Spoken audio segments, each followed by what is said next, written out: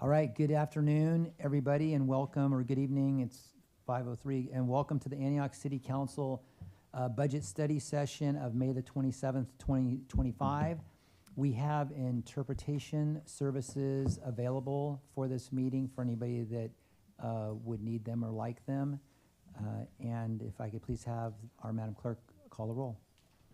Just to add interpretation services, you can pick up a device in the back of the City Council chambers. Those will be available for you. Councilmember Wilson. Here. Councilmember Torres Walker. Councilmember Freitas. Present. Mayor Pro Tem Rocha. Here. Mayor Bernal. Here.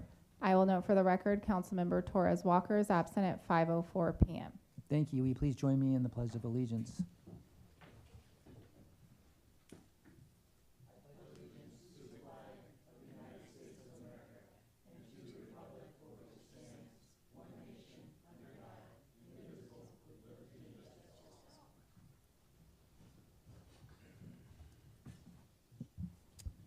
City Manager Scott, will you please introduce this item and whoever will be making the presentation? Thank you. This will be a study session on our housing element implementation and possible adoption of an inclusionary housing ordinance. And Director David Storr is here with his team to give the presentation.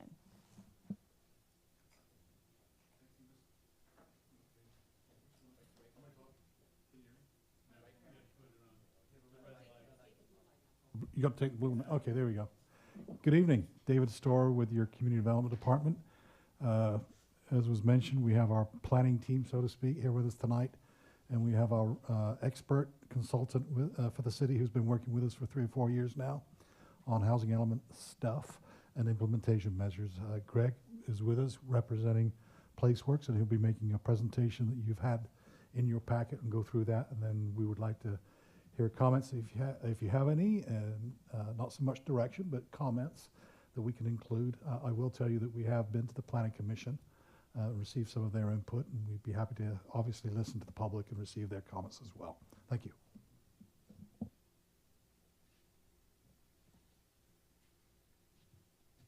Good evening, Mayor and Council members. You can hear me well, I assume. Thank you for having me.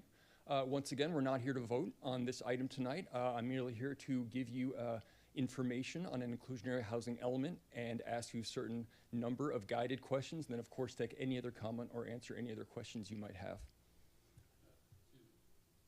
How do you want to do the presentations, then questions, or questions during the presentation?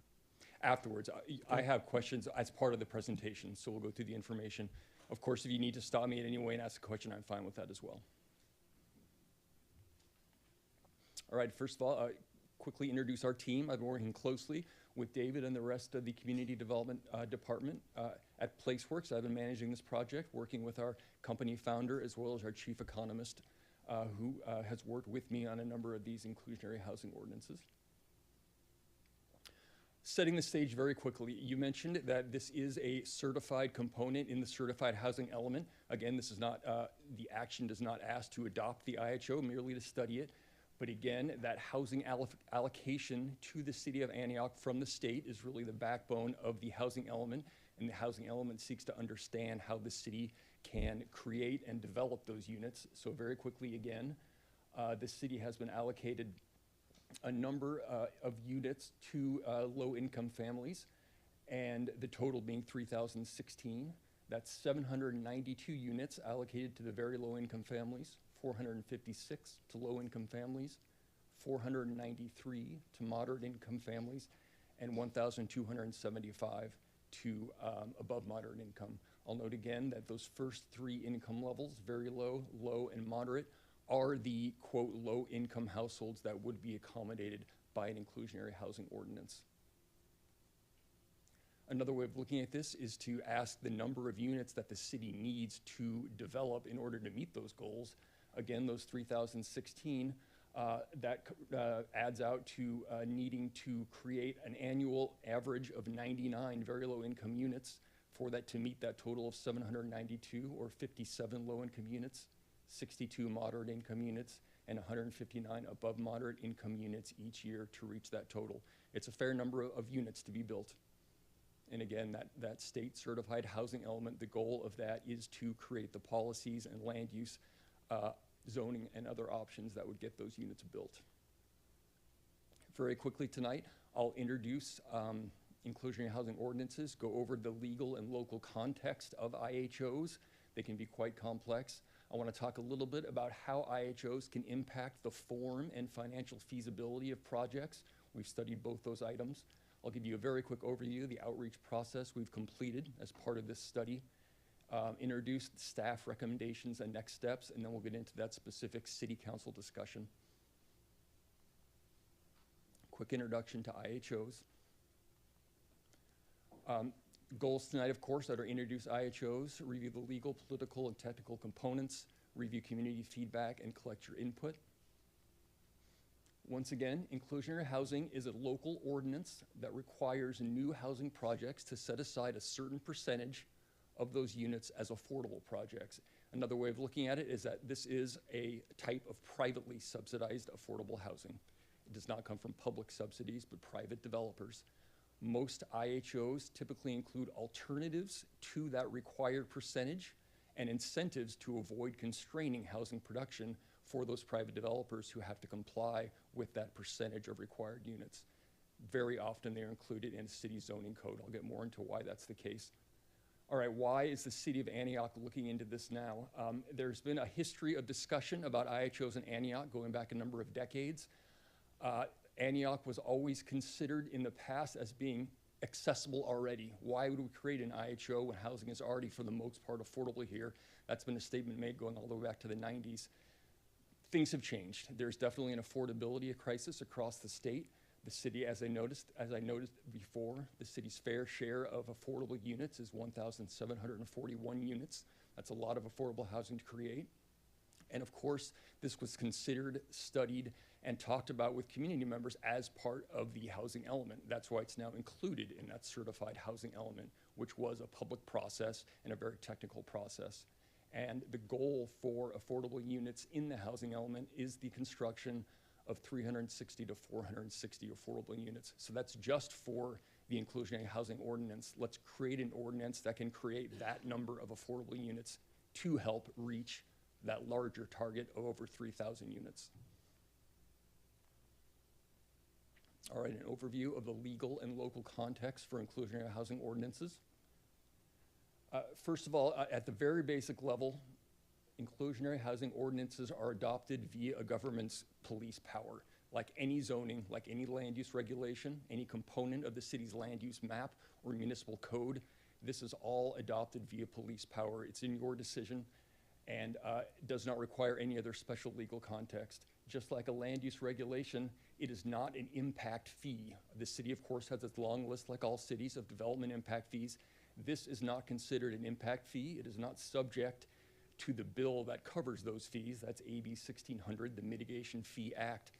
And the main difference that means practically is that an inclusionary housing ordinance does not require what we in the field call the nexus study. That is that very detailed technical report that says, all right, well, what exactly is this a resource going to take away from the city? If we add a house, how much should the developer pay in all these different areas, utilities, transportation, things like that? Those all have to be justified by a very detailed technical nexus study. In this case, because it's not subject to AB 1600, it only has to relate to, and this is the quote in law, the general welfare. And in this case, the issue to the general welfare is that there is not enough affordable housing. That's enough to justify an inclusionary housing ordinance. The other main legal structural component to IHOs that all cities and jurisdictions need to look at is that the units developed as a part of IHOs qualify for state density bonus. It's kind of a double whammy. It's a double take. Developers can increase the market rates, the number of market rate units in their projects by fulfilling those affordability requirements laid out in the IHO. And that you'll see that's a big driver of project form and feasibility, because when developers can get that state density bonus, of course, that's helping she or he with the feasibility of their projects. Here's one area. Could you explain a little bit more about the state density bonus? What does it mean to us? Of course, state density bonus is obviously a statewide law that says developers can increase the density of their projects. It's at a very gradated, detailed level as they increase the number of affordable units of their projects. And that's based not just on affordability, but on the 3 levels of affordability I talked about. So if a project has 100 units and a developer decides to make 10% of those units affordable to very low income households, they then are allowed to boost the density of their project by 10 to 15 units. Don't quote me on the number. I don't have the table in front of me. But the point being, and those 10 to 15 additional units are market rate. So they're given this option to increase the size and density of their projects, which of course supports the feasibility of those projects. I apologize. Oh, there we go. And I'll get more into this later when we talk about the math. Another issue that is common to IHOs and studying them is what I call the 15% sweet spot. I talked about the fact that IHOs require a specific percentage of developments to be allocated to low-income units. First of all, there is no legal minimum or maximum of that percentage. A city can adopt an IHO that says 85% of your units have to be affordable, or just 3%. But the state law does say IHOs can't, quote, unduly constrain the production of housing. And of course, any IHO that says 85% of units have to be affordable is going to constrain housing. No developer is going to be able to create a development that is financially feasible with such a high rate. Now, I bring up 15% because although no minimum or maximum is ever identified, 15% does come up in state law. In Assembly Bill 1505, it states that if your requirement for rental housing is above 15%, then you may trigger submittal of your financial feasibility analysis. That's when the state might ask you, hey, you're going pretty high. We want to see your financial feasibility analysis that proves to us that it's not too harsh for a developer, that it's not going to have such strong implications for developers. And if you're above 15% for rentals, you need to offer an alternative means of compliance. Perhaps it's you need to dedicate land off-site to the city for affordable housing. Developers need to have another alternative to complying. And what that says is that the state has really determined 15% to be a potential threshold of constraint. Now, at the same time, and this is interesting, the Metropolitan Transportation Commission, our regional planning authority, has just developed a new language in its transit-oriented communities policy, Antioch being a transit-oriented community, that says, and it requires the adoption of certain inclusionary housing policies. It wants its IHOs to be at least 15%. So what that tells you is that 50% is considered the sweet spot where, in order for an IHO to be really activated and successful, it needs to be up towards 50% or above. But if you're going that high, you really need to be careful and make sure that the impacts of that requirement are balanced by alternatives and by incentives for developers. Another basic for IHOs are in lieu fees. In the vast majority of inclusionary housing ordinances include the option to pay in lieu fees rather than build those affordable units. Those fees are typically deposited to a local housing trust fund. And again, it's important to point out that those fees are not considered impact fees. And again, they do not require a nexus study. I've included the 3 common formulas for finding out what those fees should be. One of them looks at the gap between affordability and market rate housing. One of them looks more closely at the cost of developing each of those units. And another one, the index fees method, is more of a local formula based on land use policies and other local, specifically local issues. I won't get into those details right now, but of course the city will have the decision to decide what direction we take if impact fees are selected and if an IHO, of course, is determined to be valuable. Another important thing to look at, and this goes back, of course, to the housing element, but the state of California just updated weeks ago the median family incomes for each county, so I wanted to present these to you. The median family income in Contra Costa County, just as of 2 or 3 weeks ago, was $159,800. And looking just at a household size of 4, very low-income families are bringing in just under $80,000. Low-income families, $125,000. And moderate income families, again, that's that range from 80% of the median to 120%, $191,000. What exactly is affordable here? Again, we're looking so closely at rents and affordability rates. I wanted to present this to you as some background. A 2-bedroom rental apartment, the fair market value, or fair market rent, excuse me, is $2,590. Some background on that: fair market rent is a gross rent that includes utilities. And you can see that the max rent for a very low income family for that 2-bedroom unit would be $1,752. So there's some stark differences on what fair market rents are and what low income and very low income families can pay. Another way of looking at this, rent, a common factor looking at affordability is what the state calls rent burden. And those are families that spend more than 30% of their income on rent. There's also very rent burden. That's 15% of income on rent. And rent burden is one factor to look at risk of displacement in an area. And you can see here that the county in general has a low displacement risk. If you look more closely at the areas in and around Antioch, you can see red and yellow, either areas that are at risk of displacement or specific income groups, that's that yellow, are at risk of displacement. And this again speaks to the dangers of the disparity between what people can afford and what rents are. So I wanted to present this graphic to you, and it speaks to local housing pressure here and the potential value of an IHO. And again, all of this went into the development of the housing element. There's a lot of information on this slide. This is a list of some of the IHOs in the county and their common elements, or the elements in them and how they've approached them. I'm not going to get into all of them here. I have a summary slide. But you can see there are IHOs in all areas of the county, from Pittsburgh to Lafayette down the 680 corridor.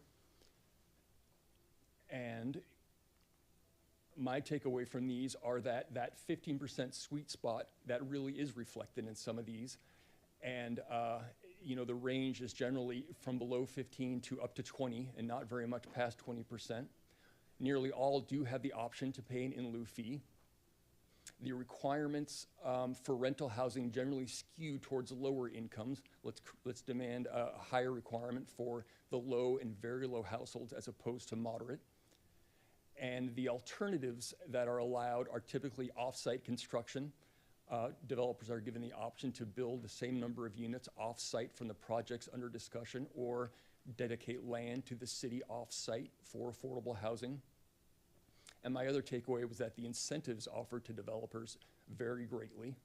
They are given the chance to increase density bonus, to increase the floor area ratio, or decrease or change amenities for the below market rate units that are created as a result of the ordinance. I'm not necessarily a fan of that, and I don't think staff is either. There seems to be a belief that all market rate housing unit and low-income units should have the same amenities and the same level of value. We'll get into those recommendations more.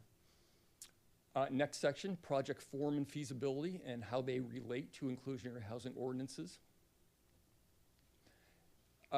This is a flow chart I created to really try to follow the process of an inclusionary housing ordinance through from a developer and a city perspective.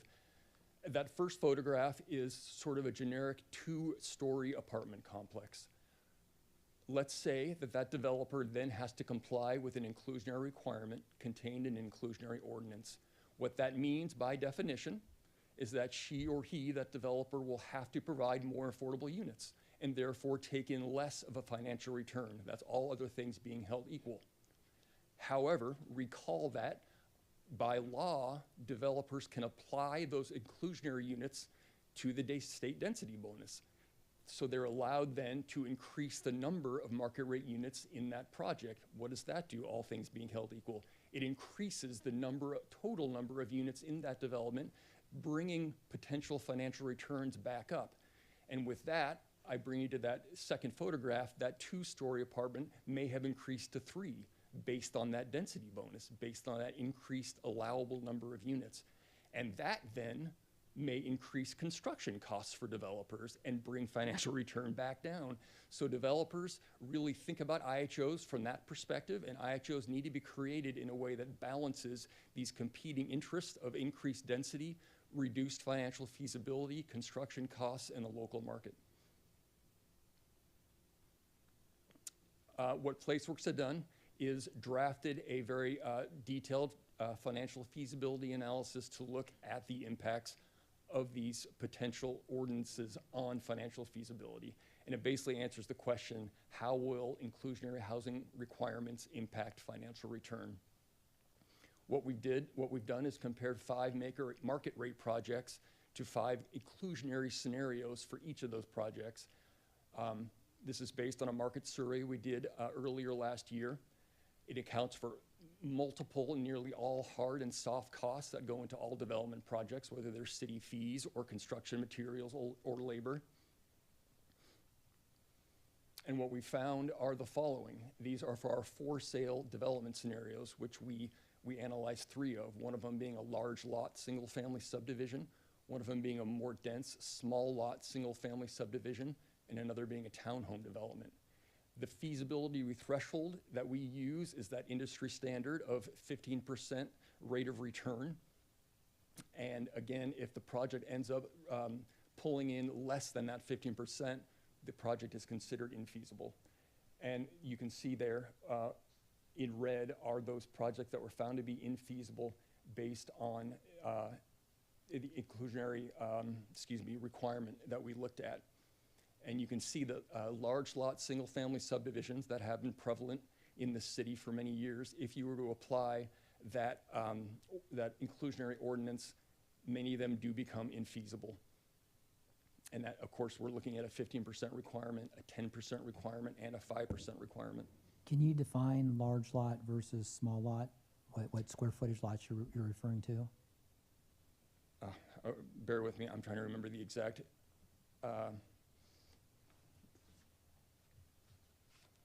Yeah, okay. I apologize. So the large lot single-family development was a low-density single-family subdivision which has a gross density of 4 dwelling units per acre, and a small lot is 10 dwelling units per acre. So it wasn't about lot size, it was about density. Got it.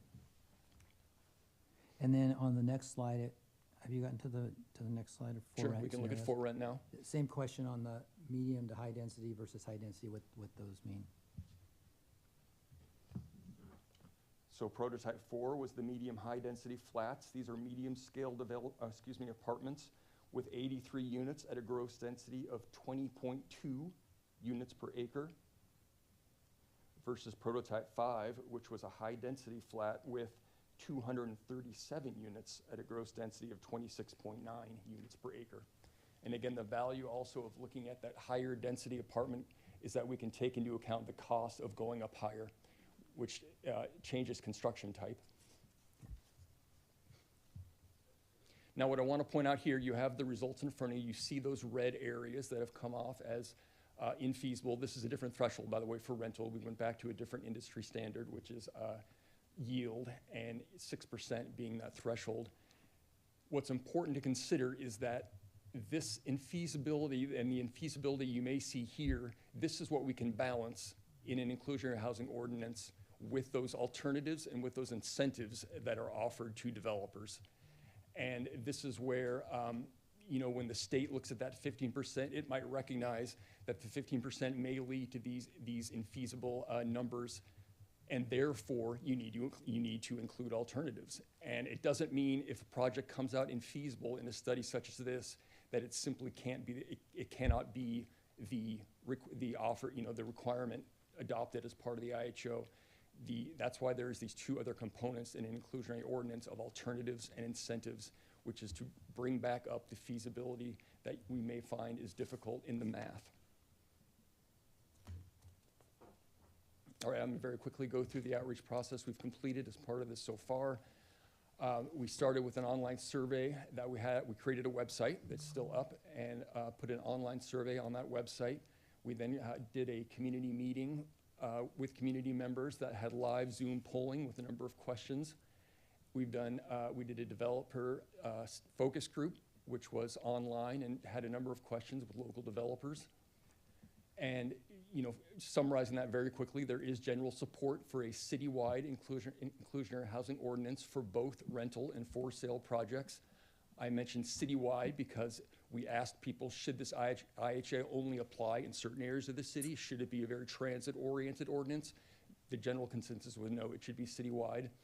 And I say for rental and for sale because we also ask participants to give us input on whether it should only apply to rental housing or only apply to for sale housing.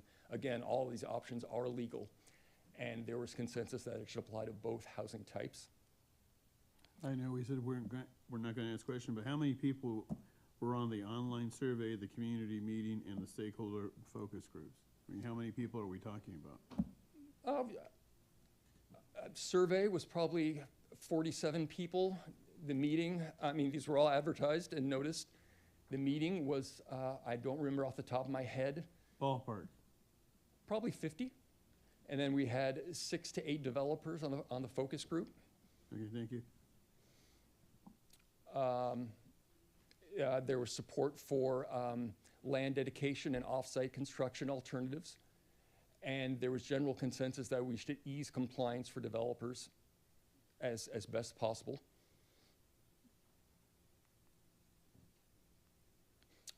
We did meet with the Planning Commission on April 16th, 2025. I did give a similar presentation and ask similar questions.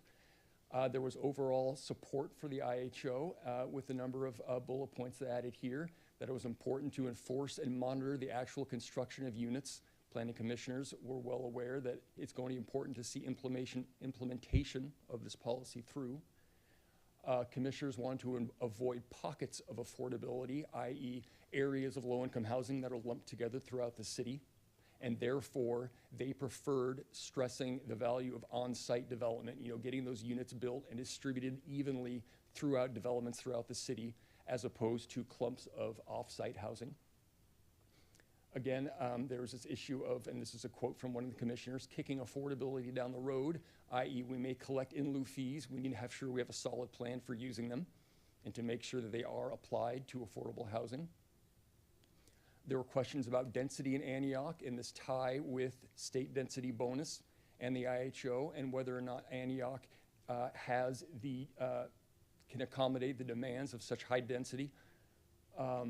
Another commissioner mentioned the issue of jobs, housing imbalance, and whether or not there really is enough people who want to work here who will accommodate this demand of new housing. There was general agreement that projects that are under 5 units, the IHO should not apply to those projects because the math gets so difficult, and that's very common. I would say the most common threshold for minimum project size that I've seen in IHOs is somewhere between 10 and 15, either 10 or 15.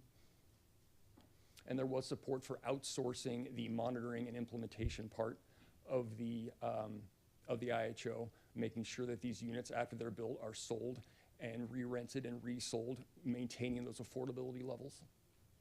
There were a number of public speakers: Hope Solutions, Multi-Faith Action, East Bay Housing Organizations, and North Cal Carpenters Union, Local 152, all made comments.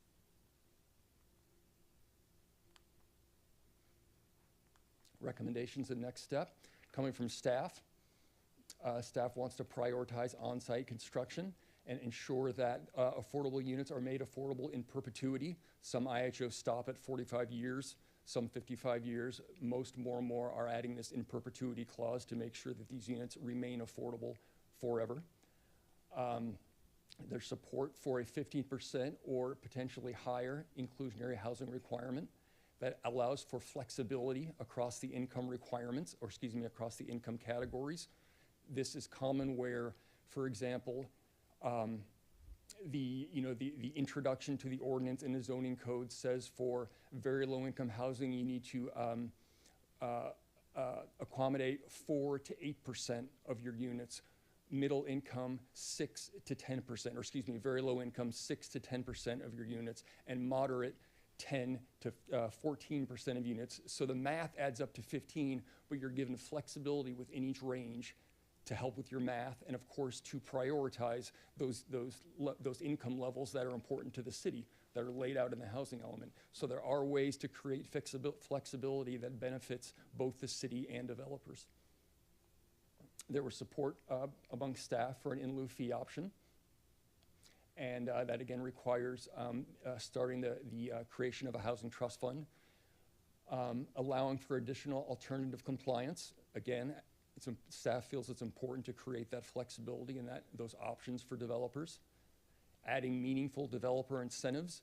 Common incentives across the IHO spectrum could include streamlining the process, getting permits through quicker, as long as you are accommodating those requirements. Increasing your density, of course, increasing floor area ratio. So if we can look at things that are common barriers in Antioch for developers, we can create those incentives that make those barriers easier to overcome. And of course, now the city does need to look at its future compliance with MTC's new TOC policy, which does have a number of requirements specific to inclusionary housing. None of them are insurmountable by any means, but if the city is not compliant with MTC's TOC policy, it loses its option to gain OBAG funding, which of course the city does not want to do. A quick timeline of the project. I won't get into the details here. We're finishing up that level of community engagement by working with you.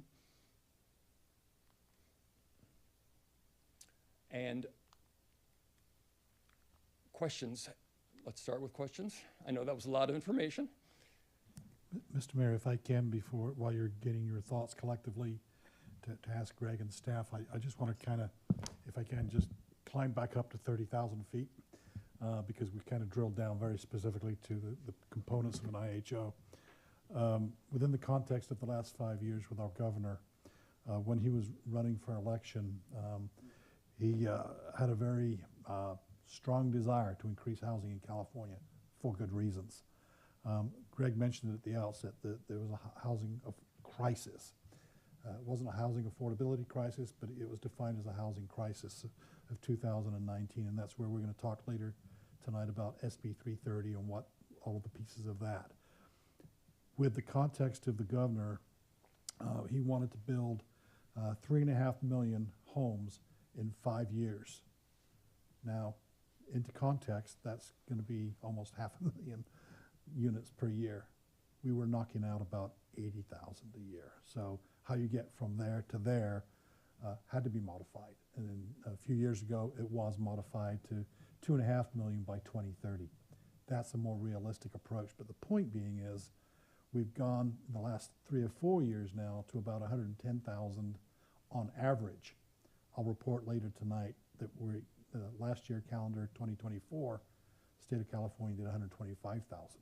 So you can see that governments are figuring out ways, along with the private sector, to build housing where it is needed. And when it gets to affordability, you need to remember there's actually 4 income categories. Greg talked about 3, very low income, moderate. Nobody ever talks about above moderate. Why? Because the market cures that problem for your arena numbers. It's usually those 3 other categories that jurisdictions fall short. And within the context of all of the laws, I mean, I've never seen so many laws on housing over the last 5 years. Maybe 200 or 300 bills a session. And there's a lot coming down the pike as well.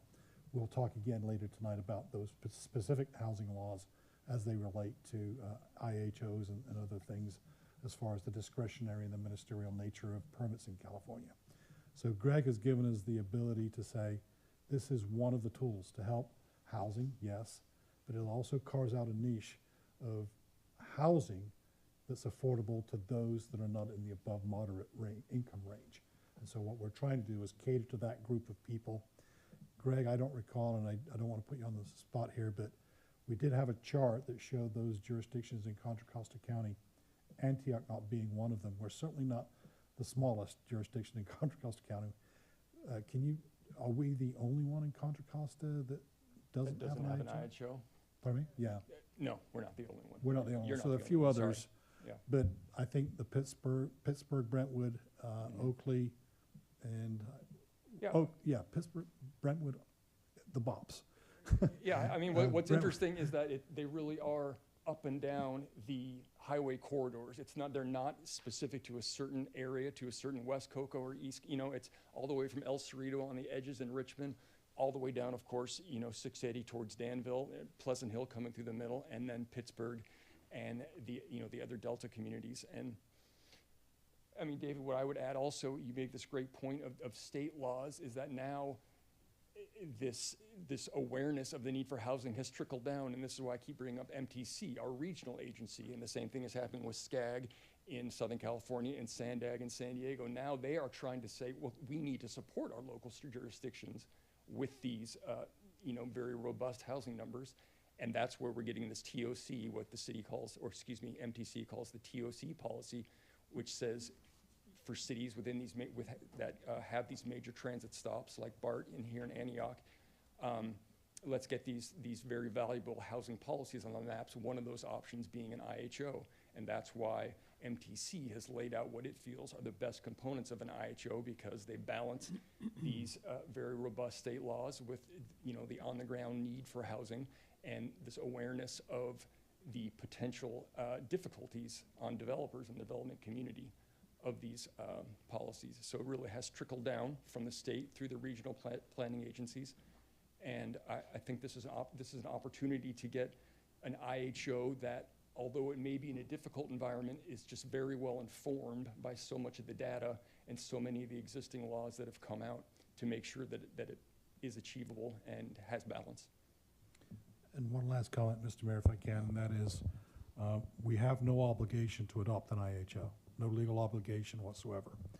We do, however, have an obligation to consider the adoption, and that way, in 2031, the person who's sitting in my chair right now will be able to check a box saying, yes, we did what we committed to do, and that was studying the possibilities. So we're well on our way. That will be a discretion of the council to adopt or not adopt. Thank you. All right, any questions from council members? Councilmember Freitas. We often talk about RENA numbers, that acronym. Could you please tell us and the audience what the RENA numbers mean and why are they significant? Well, the RENA numbers are the state allocation to each county of the number of units, number of housing units that county needs to develop in order to meet a very technical algorithm for how the state came up with that number, looking at future jobs, looking at development rates of housing over the last 5 years. So based on this very technical algorithm, the state of California comes up with a number of housing units farmed out to income levels that each county needs to build in order to maintain the required housing in the state of California. Then each county farms that out to, and this is the county's planning agency, farms that out to individual cities with their closer view and their better understanding of the local housing market. They then farm out numbers that, of course, total that number given to them to individual communities. And again, Antioch, the RENA number allocated to Antioch was 3,071. And that, again, is the number that becomes the sort of target for the local housing element. All the upzoning in the housing element is intended to reach that number, all the policies. That's why, if you noticed in my slide earlier, the action item that this project comes from in the housing element had an actual number of units attached to it, 360 to 460, I believe. And that stresses that the IHO is not a cure-all. It is just another tool in this toolbox that David refers to get these housing units built. This is not going to solve the problem by any means, but there has to be a number of diverse tools to get these things built, from upzoning certain sites to grander policies such as this. So when a jurisdiction does not meet the RENA numbers, what happens? Can I just jump in real quick to finish off the answer from Greg, and then we'll get to that. So the RENA means Regional Housing Needs Allocation. And as I said earlier, the governor basically set the theme or the tone of these numbers.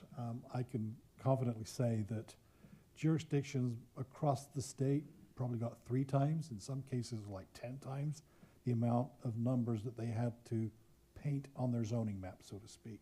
So when you look at a zoning map, you see yellow and red and browns, red being for commercial, yellow for residential, and the browns being for high-density residential.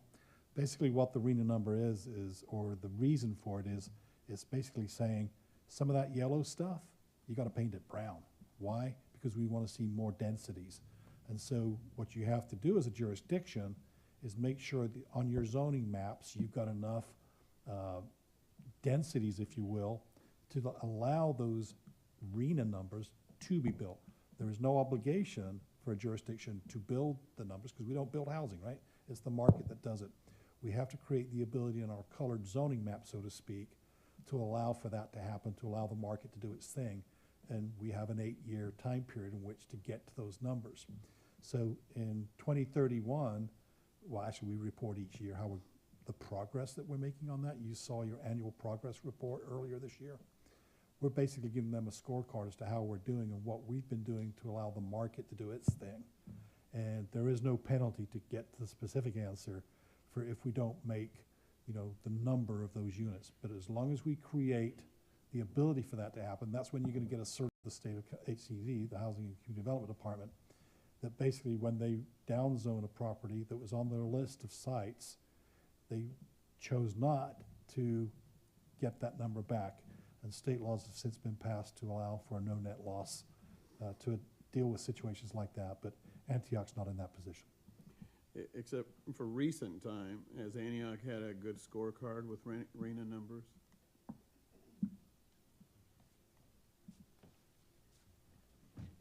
Good evening.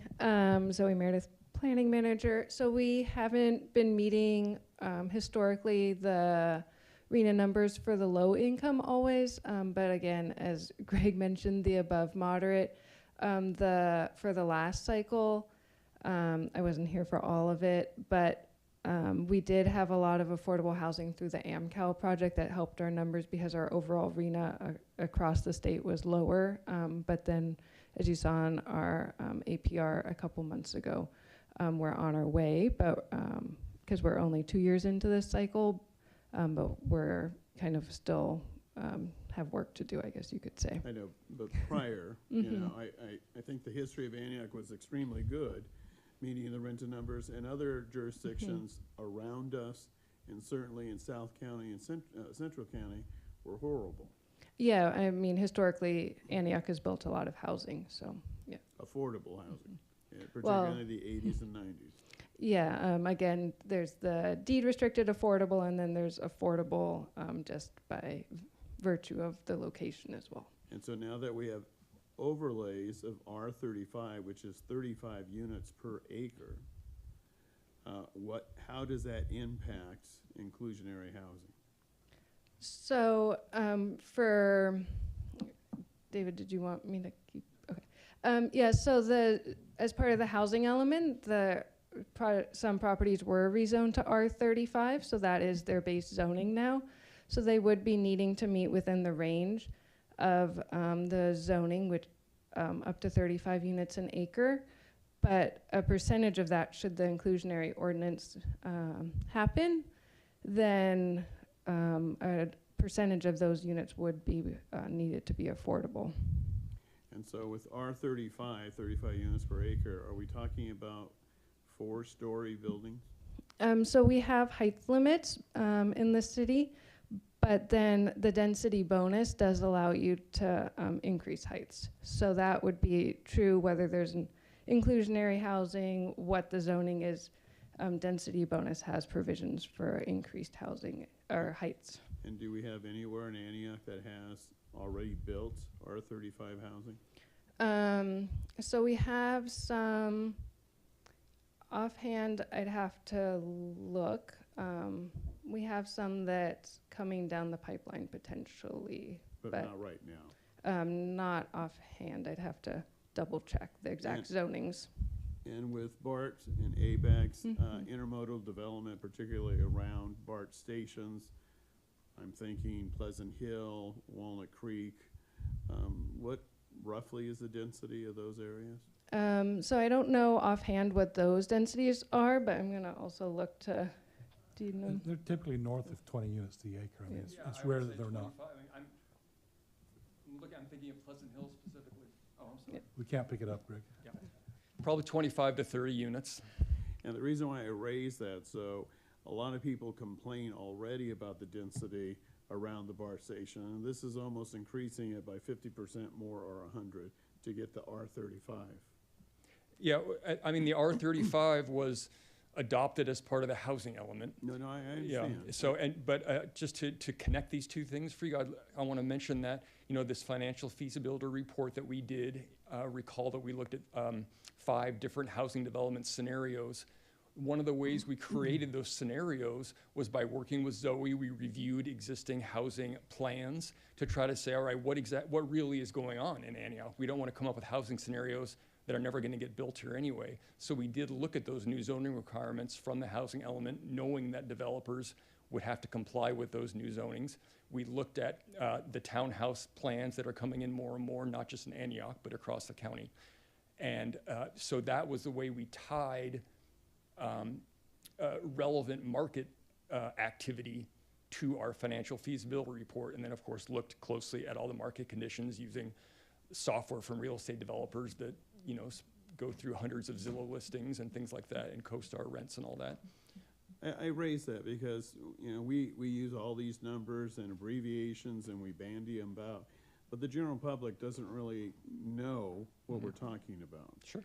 And so this is a major change for a suburb like Antioch, which has no 4-story, high-density, buildings, to all of a sudden be, I will say, mandated. Right.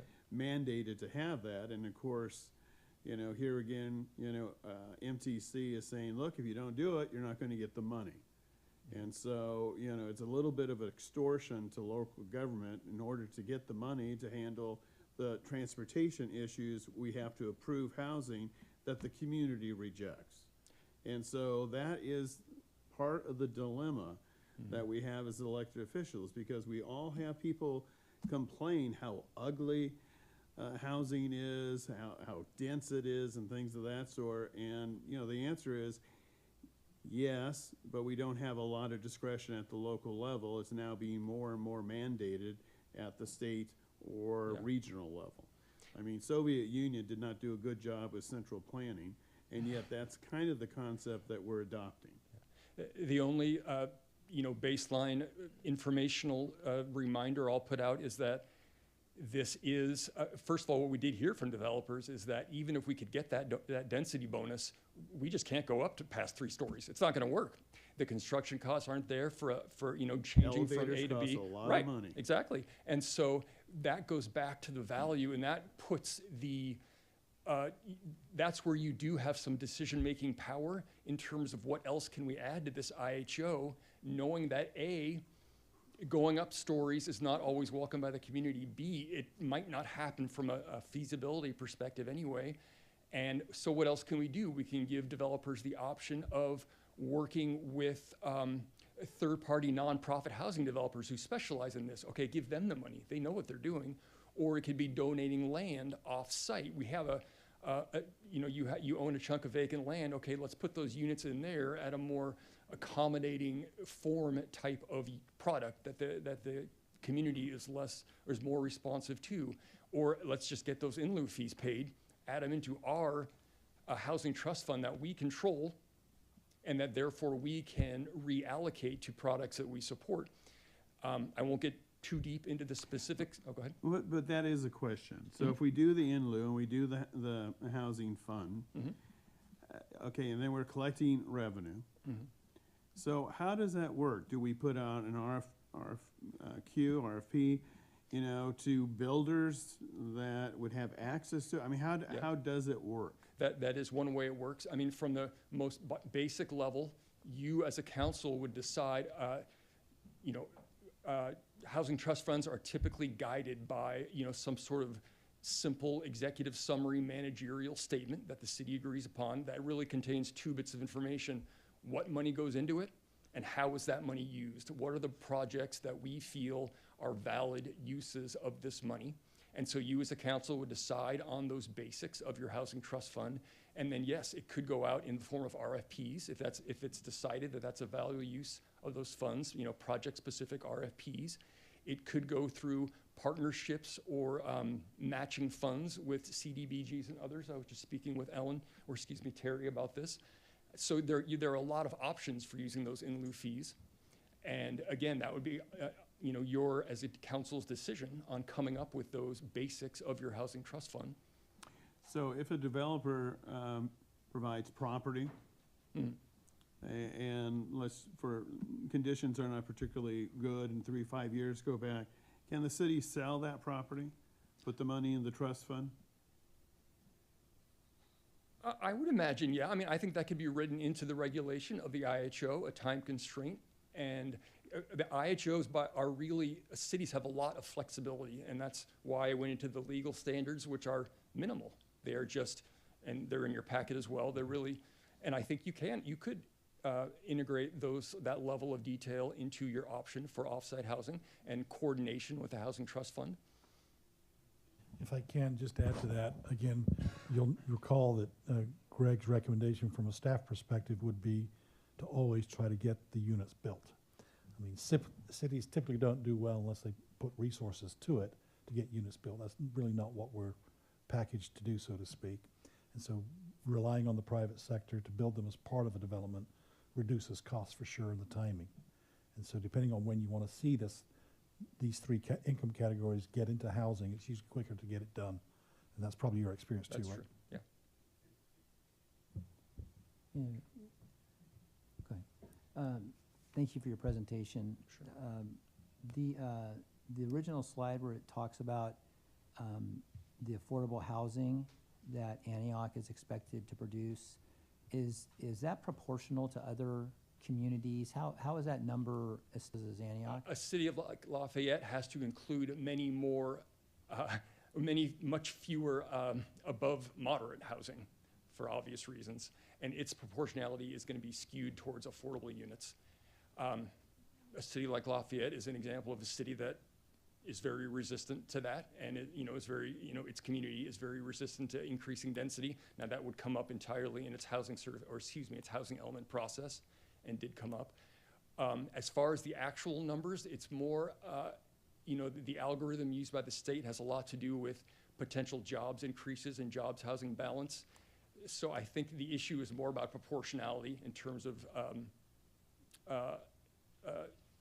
below market rate and market rate as opposed to just the number of units. Lafayette's a smaller town with fewer jobs. And Greg, if you could just add, my experience has been that the VLI and the LI, when you add the two together, you're going to come up with almost 50% of your allocation across the board.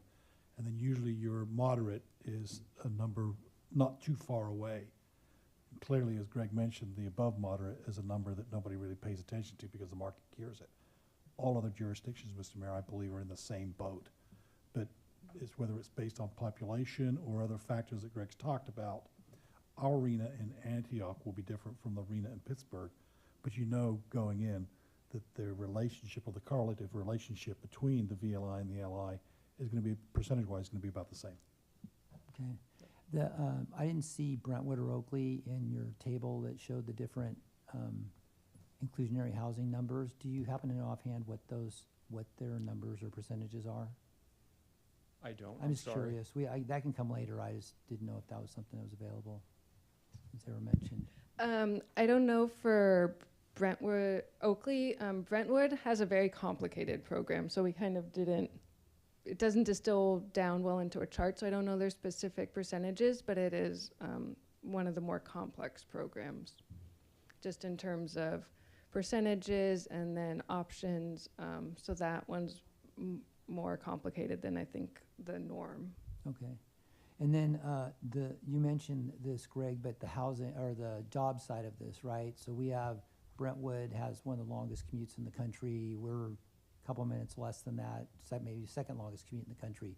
Where is the job side? There's tons of housing. Where's the job side of this play in all of this formula? Well, I think that's already been factored into those RENA numbers, and I think the fact that there's a commute, and the fact that, you know, these arena numbers are being seen in communities across the board, whether, you know, city of San Francisco with its tens of thousands, or a city like Antioch with a lower job base. I think the idea is not that all communities need housing, and the way jobs have come into this has already been factored in. I mean, this is putting, I realize, a lot of stake in the state's calculations, but I do think that this was considered, and this was part of the technical and community process that went into the housing element, which really is this master document for what's needed in terms of housing.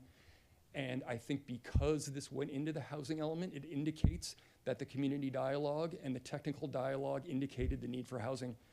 And I think that jobs has been factored into that. And it is true, there's long commutes, but it's also true that, you know, there is a BART station, and this is considered a transit-oriented community, which speaks to the region and MTC, you know, working to decrease those commutes. I know it's not new news now, but I do think Antioch is, you know, the housing need is demonstrated regardless of the job situation. But there's no way, but there was a council member who brought this up, so it's certainly a valid question and point.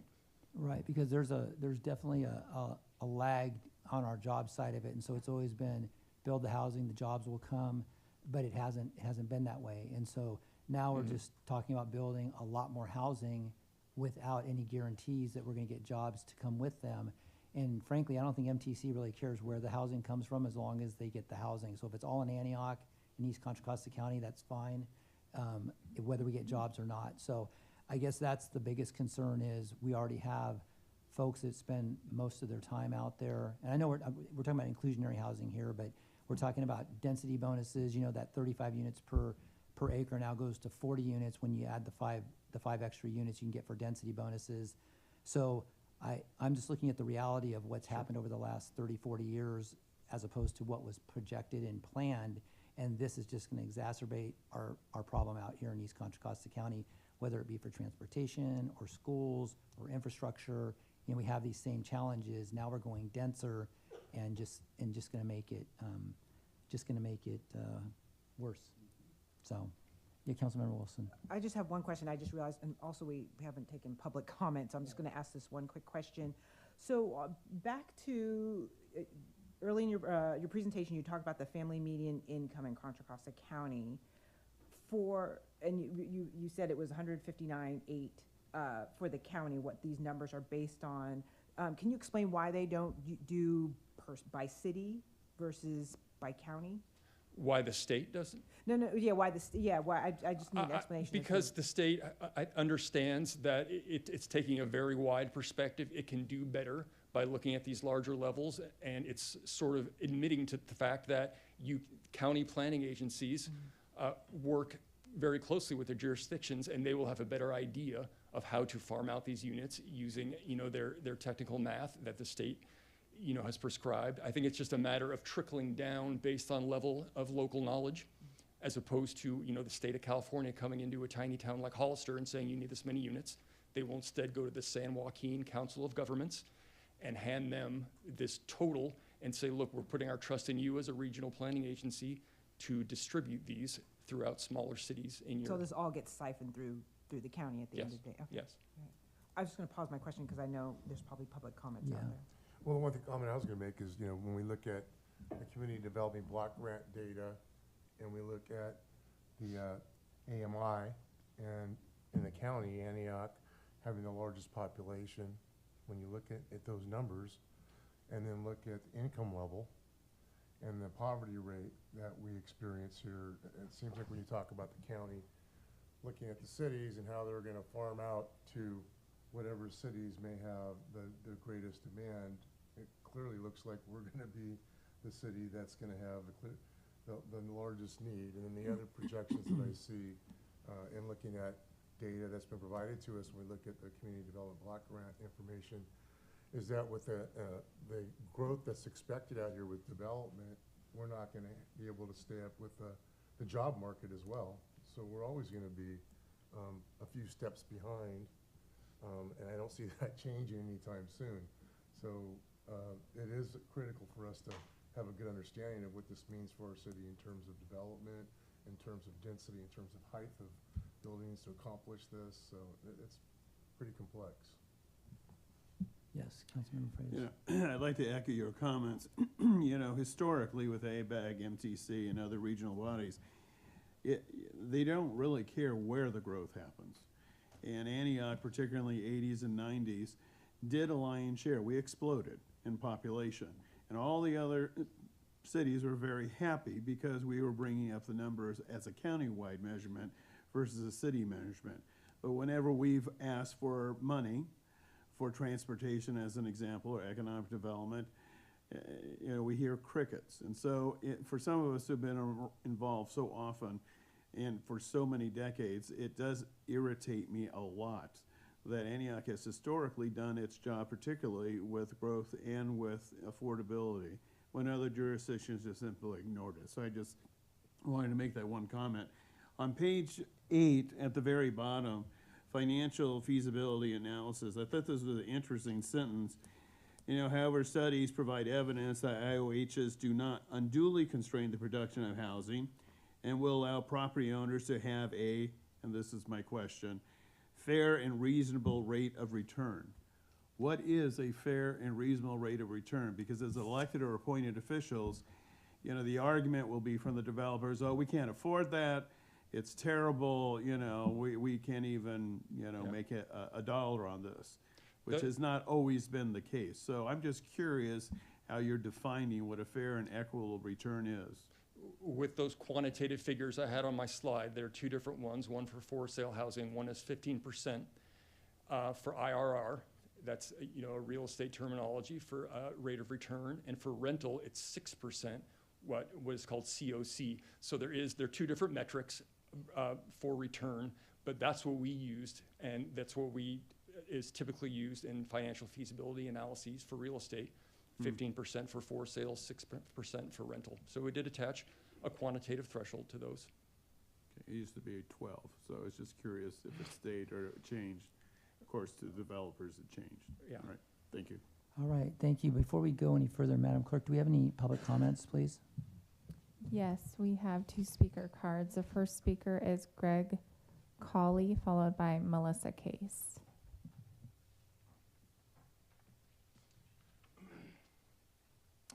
Good evening, council members. My name is Greg Colley. I'm with the Multi-Faith Action Coalition.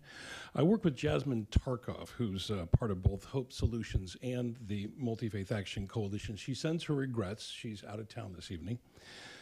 Our organizations have jointly signed a letter with East Bay Housing Organizations in which we encourage you to implement an inclusionary housing ordinance. The many facets of the housing crisis provide ample justification. Our faith commitments to our most vulnerable neighbors call us to support your work on this ordinance. Now, market rate builders can point to studies in far-off jurisdictions to support a particular perspective, but we don't need studies to prove the key point. We can look out the window, well, in a room with windows, we can look out the window and see that market rate builders just don't build enough affordable housing. In an era where RHNA goals loom closer and closer, therefore inclusionary zoning is a critical policy tool. As our letter outlines, we generally agree with staff recommendations. I want to share 3 key points. First, we encourage you to set a higher inclusionary rate and then use incentives to guide builders. For example, start at 20% and make it possible for builders to get to a lower rate or higher density bonuses or so on and so forth by following policy goals, like building for the lowest income categories. There can be many such options. Second, we strongly support staff's recommendation to prioritize on-site construction and to require affordable units to remain affordable in perpetuity. These are best practices for reasons outlined in our letter.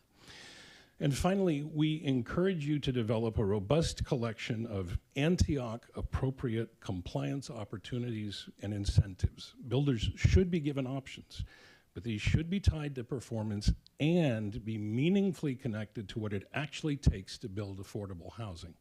Projects are not balanced if developers can receive substantial benefits for minimal real impact on affordable housing. At the Multi-Faith Action Coalition, we support just and compassionate solutions that ensure everyone has access to safe, stable, and affordable housing. Housing projects are more than financial and architectural plans. They are about real lives and real people.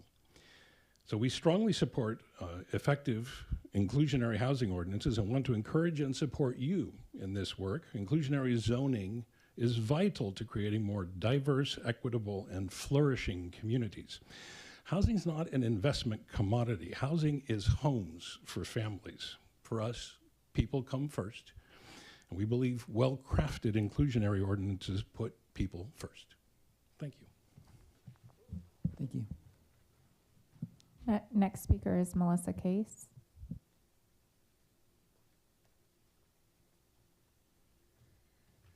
Okay, my comments are only going to go for the units for sale, as us realtors call BMRs. It's no secret that housing is like an Achilles heel for most of the Bay Area, including ours. And I think the city considering IHO is a way to help our community thrive and meet goals set by the state housing element, although it looks like we have already. But I want to say our housing is low because of, not because we're the most affordable city, because we don't have desirable schools, and in the past we've had high crime. So those are the most comments I get from my clients. So I think inclusionary home zoning isn't about handouts, it's more about a fair handshake between growth and equity, and requiring a reasonable percentage of market rate homes for sale will ensure that teachers, first responders, city employees, and essential workers can live where they work. How do I know this? Because I have clients that can't afford to buy a home. They can't afford to buy a condo. Condos in Antioch, you can get a condo $375 or lower. People can afford that. What you can't get is a house. You have to spend like $500,000 to get a house. So those people that I talk about that actually live here, some own their own businesses, like landscaping businesses. I'm going to tell you right now, there is a need for below market rate homes in Antioch. I have sold BMR homes in Lafayette and in Brentwood, and that teacher in Lafayette just loves me. We found her a condo. It wasn't even a one bedroom, it was a studio, but she loves it. It's right down in the downtown area. And we're actually a little late to this. Like, we should have been doing this already. So I just want to take you through my last minute how BMR works as far as a realtor goes. BMR comes on the market. I get about 20 phone calls because it's priced really low, so everyone's interested. You kind of feed those people out because there's deed restrictions. They cannot buy it for, it goes on, let's just say it goes on the market for $300,000 a house. I'm gonna get tons of phone calls. You cannot offer more. You can only offer $300,000, and there's like several offers, and you only get to pick one, and you can't go over.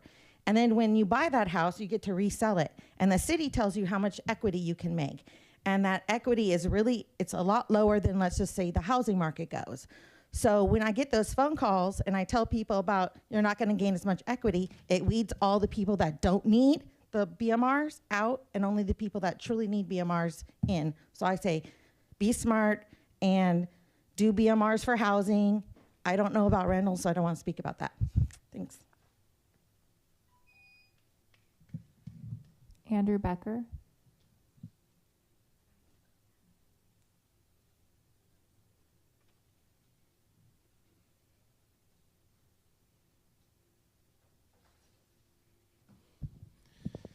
Thank you. I appreciate the city and everyone having this conversation because we all understand the needs for affordable housing. Looking at the city's current conditions and some of those pipeline projects, I feel we're late to the game, and I would be remiss in not saying that. We have thousands of projects, thousands of units in the pipeline right now. And that's significant numbers when you look at these percentages for inclusionary housing. And when you look at inclusionary housing and the density bonus law, because that's come up now, My belief is that the intent of it was equity within your housing. You've seen here over the last few years in Antioch, as you've gone through your tenant rights and protections, individuals from communities come here. But they were from certain communities, multifamily communities specifically. You didn't see other multifamily communities show up here. And those communities are separated by incomes. And then the public funding or the funding that developed them. And this all ties in together. Because when you look at your pipeline projects, you see once again, through some of your upzoning that was mentioned here for your housing element compliance, and a lot of painting across the city for brown, projects that are 100% affordable and projects that are 100% market rate or near to. And that's not the spirit of this equity, because you're just perpetuating the problem. 30, 40, 50 years from now, where will those communities be? What will they look like? And it's frustrating because the densities that we talked about are not real. We're not talking about 5% on 35 units an acre. The commercial infill housing overlay that was created allows up to 35 units, but then up to 50 with a use permit. Your density bonus law allows for 50% on top of your baseline density, and then AB 1287 allows for an additional 50%. So we're talking about an opportunity for up to 70 units an acre. And when we say 100% affordable, that could be 15% very low income and 44% moderate, which once again doesn't truly address your community's needs. And so my time is up, but yours does continue. So I hope you ask the right questions and find the right program for our city, because we know there's a need. Thank you. I don't have anybody else wishing to speak. Mr. Mayor, if I can, you asked a question about other jurisdictions. And I actually have it here on my computer, but I don't know how to get that to you all as a council. But I will just tell you briefly, there are 4 communities that have a higher RHNA than us. Greg mentioned we have, what, 3,016, I think it was. Walnut Creek, 5,800. San Ramon, 5,100. And then you've got Concord at 5,000 straight, then Richmond at 3,614. But the point I think you were asking was, what is the correlative relationship? And as I'm looking here, again, as I said at the outset, with your VLI and your LI, that's usually double, maybe triple your moderates. And then off the charts when it comes to above moderate. But I'm happy to send that out following this meeting. So you can get a comparison of all of the jurisdictions of the county. Thank you. All right. Thank you. Any other questions or comments from council? Mr. Mayor, Yes. just one comment. I really do want to appreciate the staff's effort in this, Mr. Goodfellow and our city staff. I think this is a very good beginning to have this discussion. I believe that we're going to have to get deeper and deeper into the subject if we're going to pursue this. But I, for one, appreciated the narrative that was given to us and the information. I thought it was very well done. I just want to compliment the consultants and staff. Thank you. Anybody else?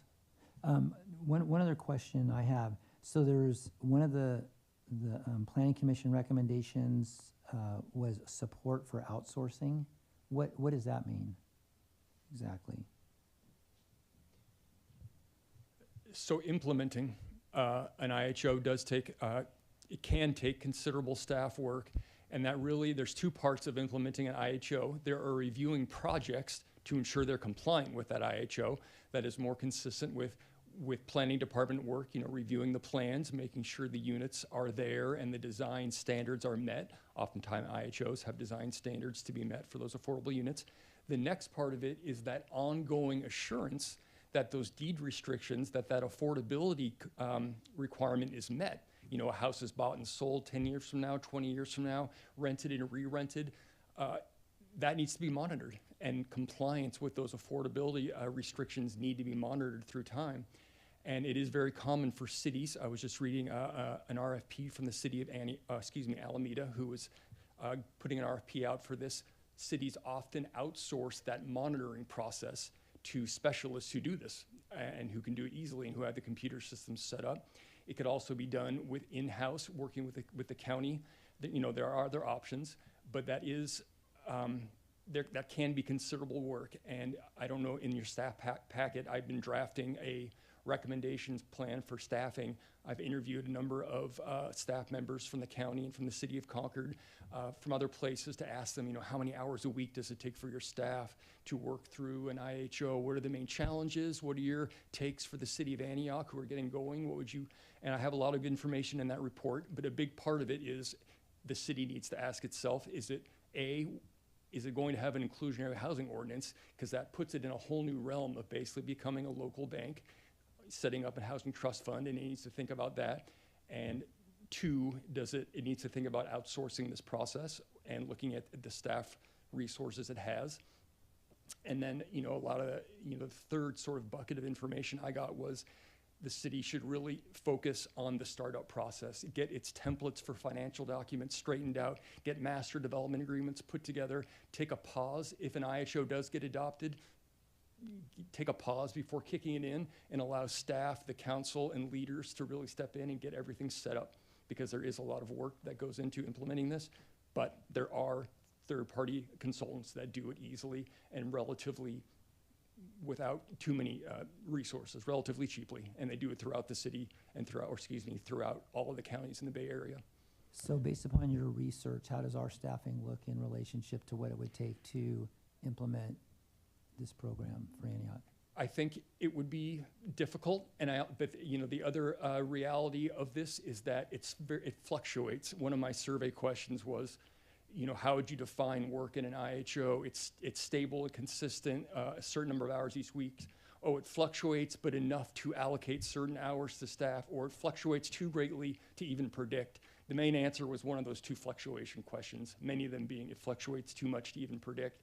So it is, it depends on that pipeline. You may have a group of projects that just come in and staff needs to work closely to make sure they comply, or you may have a group of projects that have been in compliance, and of course somebody's staff or a third party needs to start monitoring those projects. So it's difficult to predict, but it does require a certain amount of work, and that monitoring process is a new type of expertise that a lot of city staff, planning staff don't have, which is more of a financial, transactional expertise. Do you happen to know how that's funded on an ongoing basis for the next perpetuity? How that ongoing administration? Well, like implementation of most policies, it would come from the general fund. I mean, if it was staff who were doing it here. Mr. Mayor, if I can just interject. Go ahead. Let's assume that an IHO is in place. Mm-hmm. Then you get the blessing of having to figure out how to make sure that the program works. A very common thing, and Greg has seen this, is that within each of the contracts, whether it's for sale or for rent, you can build in an annual fee that people in perpetuity are just so happy to do. And then that money can be typically passed on to the third party to help maintain that program. This skill set that Greg is talking about is very specific, contract-based, and it's a money in, money out. Let's make sure that the program, the payments are made, and the staffing is available. It would be rare, unless we were a much larger city, to have staff dedicated to just this one thing. And that's why I think smaller jurisdictions, and I'm counting pretty much everybody in Contra Costa County, will struggle over time because the expertise is not there. The funding comes out of the general fund, which is not a fun thing. It's just something that we can build that into our contracts. And this was a question that came from commission as well, and it was talking about David's suggestion of this embedded fee that the planning commission responded to, and speaks to the value of that second part of the process, and of that special expertise, that very specialized expertise. And then one other thing, Mr. Mayor, if I can, Greg, you had some guided questions.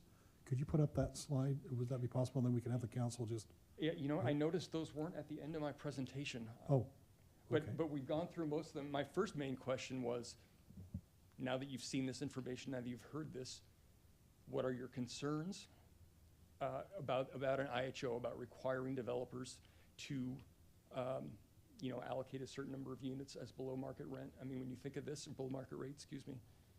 But I think I've heard most of them from you. I think the thing though, on your guided questions, Greg, was, you know, are we at a right place for a number, the sweet spot number? Do you like the concept of perpetuity, or 55 is a good place? Do you like the staff to kind of do this through contracts, through a separate embedded funding thing? What were some of the other ones, Greg? It was just there's two others, which was, what are the alternative options that you think would be valuable in the IHO? Do you like the idea of giving the option to build off-site or to donate land? And the other one was, what are some of the incentives that you think would help developers in meeting these requirements, these IHO requirements? Mr. Mayor, we only have a half an hour before we begin. And I think these questions are all valid, and I just would not want to quickly try to answer those because we're running out of time. I think maybe in the next week or two, if you can come back and under a study session kind of concept, go and literally answer each and every one of those questions and give you responses. I'm not sure we can do that at present time. There is one other thing. I read a lot of articles in the San Francisco Chronicle this weekend. One of them was on growth, and specifically the city of Encinitas is going to have a ballot measure to bring back local control. And I thought, well, that's interesting. And if it's not too difficult, I don't know if it was a stupid thing for them to do that will have no bearing in legally, but I was curious about what the measure might be, and so that was all that was. It was just mentioned. Did you dig deeper into the alliance that they're now being a part of? Do you know what it's called? I forgot what it's called. There's an alliance of mostly coastal communities in the state that have written up this series of resolutions about state control of housing initiatives. They're all coming from they're local thinking communities. that a locally voted measure to bring back control will supersede federal, state, regional? Yeah, I mean, so what the city of Encinitas did was resolve to be a part of that You alliance. don't need to bring me the article, I get it. So I'm gonna go ahead and practice law without a license, but I've got this guy next to me. But SB 330 basically said, hey, if you've got a growth management control provision, which a lot of jurisdictions in the Bay Area do, it don't work anymore. And so the state has intentionally gone after jurisdictions through their it's not environmental justice, there's another word for it. There's a justice aspect of the state. And so they basically, for jurisdictions that want to blow off housing law, they're not going to win. And this thing, in my estimation, would not succeed. They may feel good doing it, but it's going to have no practical effect. I was just curious if there could have any true impact legally. Okay, that's All right, and so just for clarity, can we save the expense of doing a staff report for the next meeting when we return, just have a discussion of council to respond to the questions? Perhaps we could provide the questions, Greg, in a one-pager or something like that, so you can stay focused to the questions. Would that be okay? tell us what the questions are. Yeah, sure. Yeah, I didn't see the questions. Yeah, in it the was kind of package. weird. We did have it in our planning commission, and it got dropped somehow, so Oh. we'll figure that out. We apologize. Thank you. And I guess just one more question I have. So there's an MTC grant to do some land use planning around the BART station that is tied to us passing a resolution that's going to, from what I understand, commit us to MTC policies related to that so that we can maintain our OBAG funding. So I don't know, is that related to this and could come back together, or is that a completely separate discussion? So, yeah, council passed that resolution. So the grant funding itself, that 850,000 doesn't include this project since this started separately through the housing element. So the work that PlaceWorks is doing isn't included in that grant funding. But it's related in the sense that MTC has, as part of its compliance, one of the options is to consider an IHO. And so we're already doing that by considering an IHO, bringing it forward. It's really the same as the housing element. MTC's kind of backed off on adoption and is more looking at consideration of policies, which I kind of touched on last time. So it's related in that considering this IHO would help get us to the MTC TOC policy compliance, and it helps get us to housing element implementation compliance. Okay, thank you. Any other questions or comments? No? Do we have enough direction from Yes, we council? do, and we'll certainly provide that comparison for Contra Costa County so you can see their relative numbers in those 4 categories. All right, perfect. So that concludes this item for us tonight. Do I have a motion to adjourn this study session? So moved. Have a second? Second. Motion and second, please cast your votes. Motion carries unanimously to adjourn at 6:29 PM. All right, thank you.